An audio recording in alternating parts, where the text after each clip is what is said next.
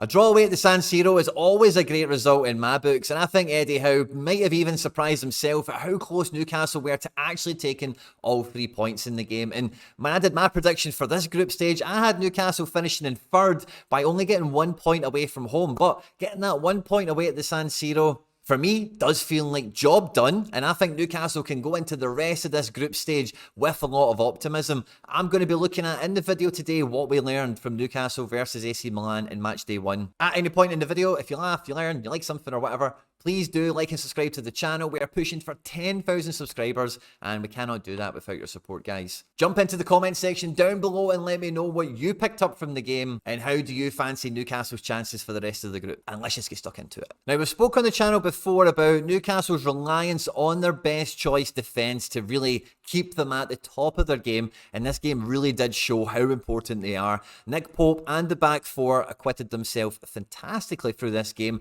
and I do think that the midfield battle was firmly won by Newcastle. I was saying it in all the preview stuff I was making about the match, that really I don't think there's any AC Milan defender that would get into the Newcastle midfield, especially now that Newcastle have Tonali himself. So I do feel that Newcastle, after the first kind of 5-10 minutes went on, started to feel a bit more comfortable in the match, and were really close to making a few good opportunities. I thought Isak looked really lively. I thought Murphy went on to another level in this game as well. And really, there's maybe a bit of Champions League level inexperience in the squad that maybe did show with the occasion, away in the San Siro, that kind of thing.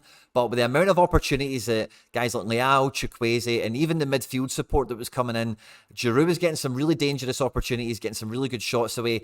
Like I say, Pope was the man. This was a real goalkeeper battle. Magic Mike didn't have as much to do, but for me, he's one of the best goalkeepers in Europe. And when he went off injured, I thought that was a huge opportunity for Newcastle to maybe nick something towards the end. But it was a big surprise to see Tomori come in. And between him and Malik Teo, I thought they looked very, very good at, doing a number on Isak. I was quite disappointed in Gordon. I was looking forward to him maybe stamping his mark on this game a little bit more, like we've seen him do in some really big Premier League matches, and like we've seen for that England under-21 team in the summer.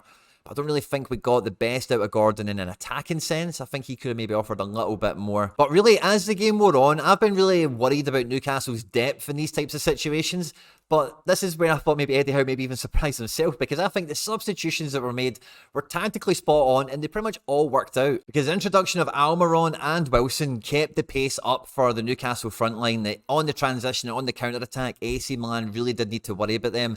And with them bringing on Florenzi, who's just a real cross merchant, with them already having Theo Hernandez on the pitch, of course, who we know loves to get up and down, the pace of Almiron was so effective in transition that AC Milan really had a big problem on their hands when he came into the game. And Elliot Anderson came onto the game and acquitted himself very well. You do feel the level and the technical ability of the midfield really drop when Tonali does leave the pitch, but Anderson didn't put a foot wrong. Longstaff was an absolute hero as well. And it wasn't until the very end when Isak came off for Barnes, so we'll just leave him kind of on screen now. But I really did feel that the substitutions that Newcastle made absolutely were spot on, and they were so unlucky that in transition as the game wore on that they couldn't go and actually nick something towards the end with some of the opportunities they made.